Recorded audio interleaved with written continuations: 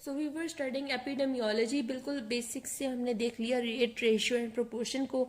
अब यहाँ हम देख रहे हैं मेजर्स ऑफ मॉर्टेलिटी, यानी कि नंबर ऑफ डेथ्स कितनी हो रही हैं। अब यहाँ पे मॉर्टेलिटी का मेजर करना क्यों ज़रूरी है? एक तो डेथ सर्टिफिकेट के लिए, और किसी डिजीज़ के हम चेक करने के लिए कितनी वायरुलेंस है, उससे कितनी डेथ्स कॉज हो रही हैं, या किसी भी लिहाज से स्टैटिस्टिक्स के लिए हमें ज़रूरी है कि हम मेजर करें मॉर्टेलिटी रेट। अब लिमिटेशंस क्या है? क्योंकि अक्सर रिपोर्टिंग कंप्लीट नहीं होती इसकी, या एक्यूरेसी नहीं होती, या फिर यूनिफॉर्मिटी नहीं है, एक कॉज की वजह से नहीं हो रही है, क्रूड बिल्कुल वैल्यू हमें मिल जाएगी। या फिर कुछ डिजीजेज वो हैं जो हम मतलब सेहत का स्टेटस हम इससे नहीं देख सकते, because many diseases are not causing death, लेकिन पुअर हेल्थ की वजह से क्रॉनिक कुछ डिजीजेज हैं जिसकी वजह से हम ये नहीं कह सकते कि इतनी डेथ्स हो रही है तो बाकी पीपल हेल्दी हैं। तो ये एक रफ सा मेजर है। अब मोर्टेलिटी रेट्स एंड रेशियो आगे हम देख रहे हैं। इसमें क्या हो रहा है, यहाँ पे क्रूड डेथ रेट है, एक स्पेसिफिक है, और फिर case fatality, survival rate, adjusted या स्टैंडर्डाइज, जिसको हमने पहले कहा था कि हम आगे देखेंगे। इनको देख लेते हैं। अच्छा, first of all mortality rates and ratio देख रहे हैं। सबसे पहले आता है क्रूड डेथ रेट, जैसे हमने पहले भी देख लिया है, सेम वही चीज़ है। अब आगे आ जाता है स्पेसिफिक, तो हमने स्पेसिफिक भी एग्जांपल पहले ही देख ली थी, सेम वही चीज़ है। टीबी से उसने कर दिया मिड ईयर पॉपुलेशन, सेम है यहाँ पे इनटू 1000। उसके बाद टाइम पीरियड के हिसाब से स्पेसिफाई कर सकते हैं, like death in last week, या डेथ इन वीक इंटू 52, उसने वीकली के लिहाज से ले लिया है, एक वीक में कितनी हो रही है, तो 52 वीक्स इन 1 ईयर के लिहाज से उसने ले लिया। एज स्पेसिफिक कर लिया, जो मैंने आपको पहले एग्जांपल्स दी थी। उसके बाद जेंडर स्पेसिफिक हो सकता है। फिर आता है केस फर्टिलिटी रेट या रेशियो।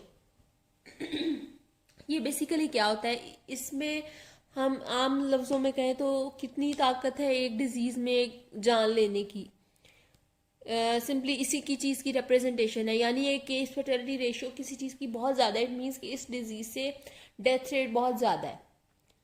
और एक डिजीज में लो वायरुलेंस है, लाइक पैथोजन इतना वायरुलेंट नहीं है, तो हम कहेंगे इसका केस फर्टिलिटी रेशियो कम है। अब ये एस्टिमेट हम कैसे लगा सकते हैं कि टोटल नंबर ऑफ केसेस जो उस डिजीज के रिपोर्ट हुए हैं और कितने उन केसेस में से डेथ हुई है। अब ये यहाँ पे बेसिकली प्रोपोर्शन है। यहाँ पे जो मैंने अभी आपको फॉर्मूला वैसे भी बताया, total number of deaths due to a particular disease और total number of cases reported into 100। अब ये वायरुलेंस से रिलेटेड है, इसे हम वायरुलेंस को कैलकुलेट कर सकते हैं या बेसिकली एस्टिमेट कर सकते हैं। अच्छा, ये बाद में हम देखते हैं। एक सर्वाइवल रेट क्या होता है? सर्वाइवल रेट इससे बिल्कुल ऑपोजिट है, टोटल नंबर ऑफ डेथ्स जितनी हुई हैं। अब यहाँ में हम कहेंगे कितने लोग उस डिजीज से बच गए हैं बीमार होने के बावजूद, और टोटल नंबर ऑफ वो केसेस या टोटल नंबर ऑफ पीपल जो डायग्नोज हुए थे। ये दो बिल्कुल ऑपोजिट चीजें हो गई। उसके बाद आता है प्रोपोर्शनल मॉर्टेलिटी रेशियो या रेट।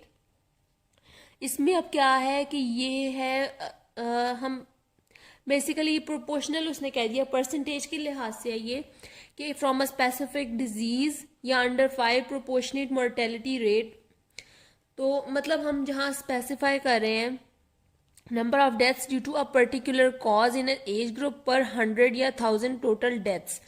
यहाँ पे जब हमने कहा था कि हम रेट को स्पेसिफाई कर देते हैं स्पेसिफिक कॉज की वजह से, और इन दोनों में अब यहाँ क्या फ़र्क है, यहाँ पे लेनी हमने मिड ईयर पॉपुलेशन ही है, और हमने देखा था आगे प्रोपोर्शन में कि यहाँ पे हम आगे डिनोमिनेटर को इस तरह से स्पेसिफाई कर सकते हैं।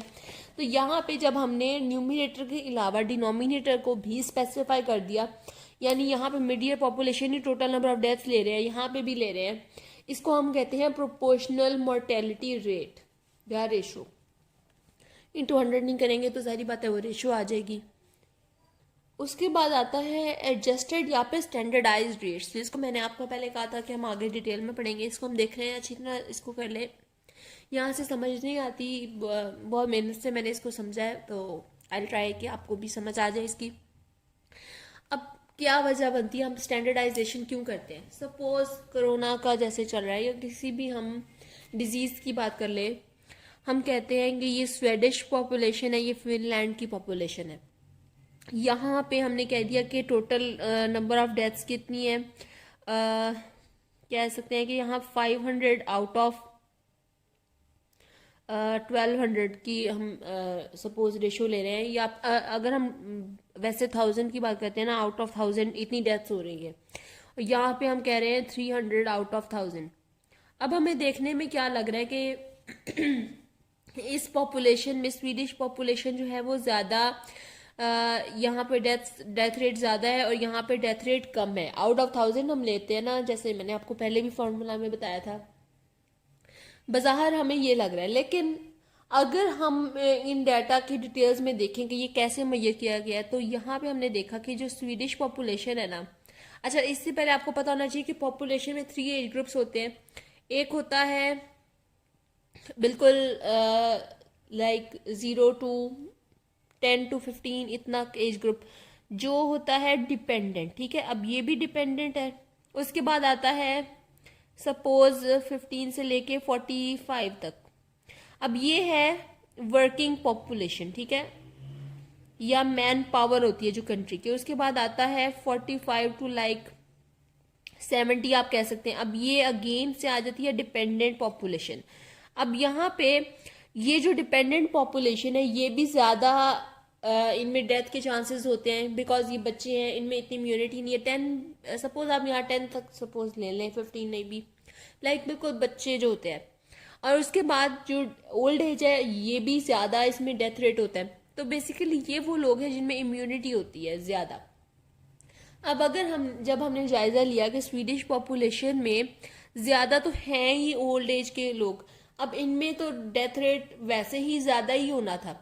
अब यहाँ पे फिनलैंड में जो है ज़्यादा है वर्किंग पॉपुलेशन, और उसके बावजूद भी इतना ज़्यादा इनका डेथ रेट है। तो अगर हम इस हिसाब से देखें तो फिनलैंड में तो फिर ज़्यादा डेथ रेट्स है, बिकॉज इतने इम्यूनिटी वाले लोग इस डिजीज़ की वजह से उनकी डेथ हो रही है। जबकि यहाँ पे ओल्ड एज है तो यहाँ पे हमें समझ भी आती है कि इतना हो। तो अब इनको ये आपस में कंपैरिजन इनका इस तरह से नहीं कर सकते। जब तक हम दो चीज़ों को एक लेवल पे नहीं ले आते तब तक हम कंपैरिजन नहीं कर सकते। आप ये सुनते होंगे इतनी डेथ्स हो गई due to corona in this country, और इतनी number of deaths in this country.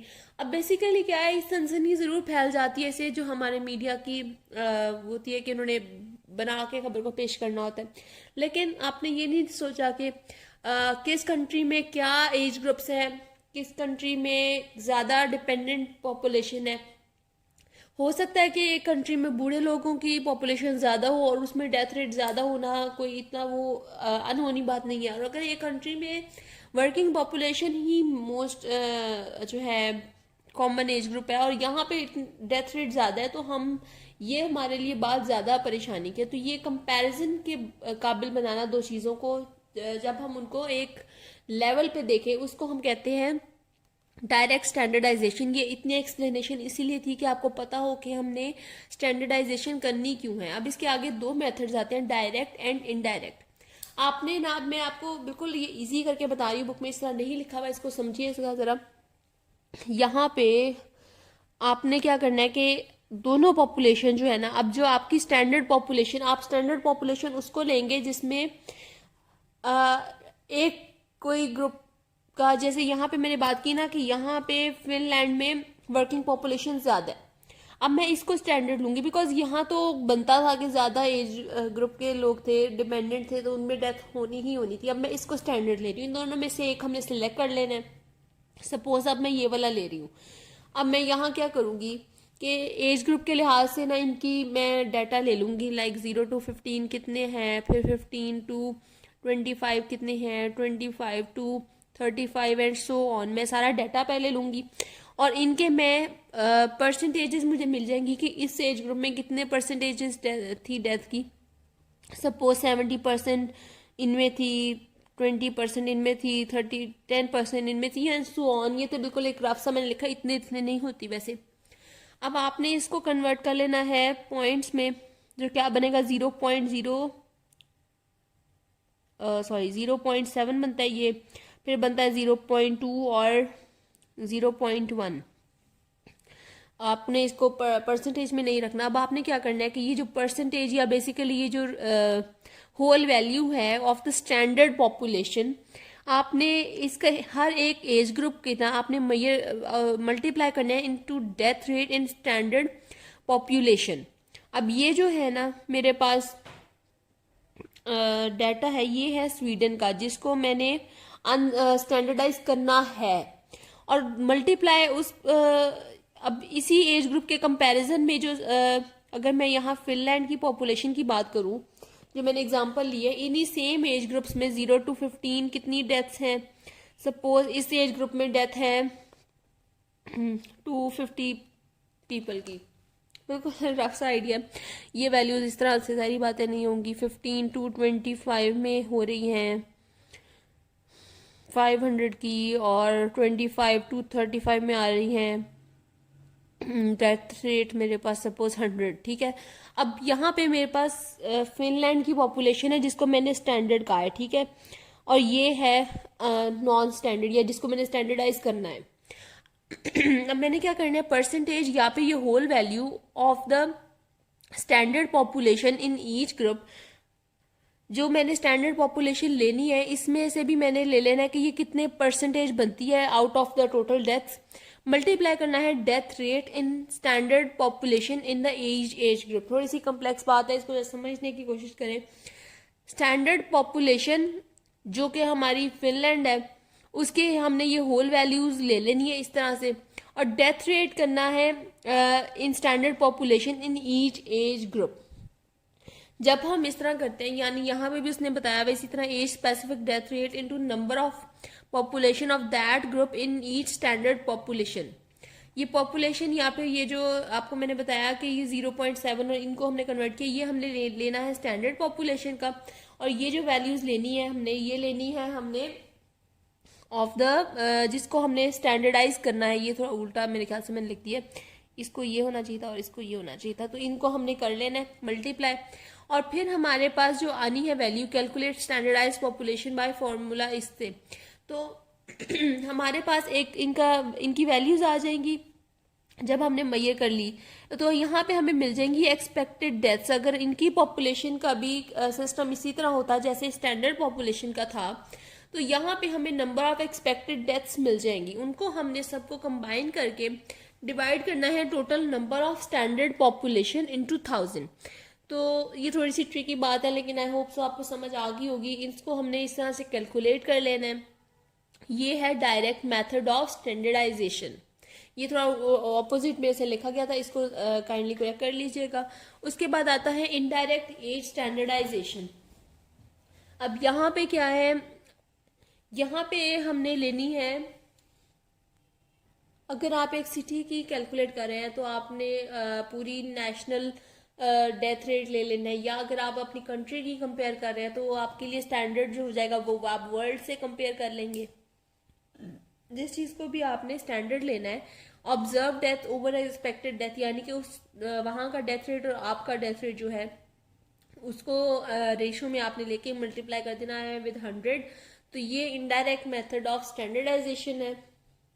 अब जो SMR की हमारे पास वैल्यू आ रही है, अगर ग्रेटर देन 100 है, इट मीन्स यहाँ पे मोर्टेलिटी रेट हमारा हाई है, सॉरी मोर्टेलिटी रेशो, और अगर यहाँ लेस देन 100 है, इट मीन्स कि हमारा जो है मोर्टेलिटी रेट कम है with age compare to the standard. उसके बाद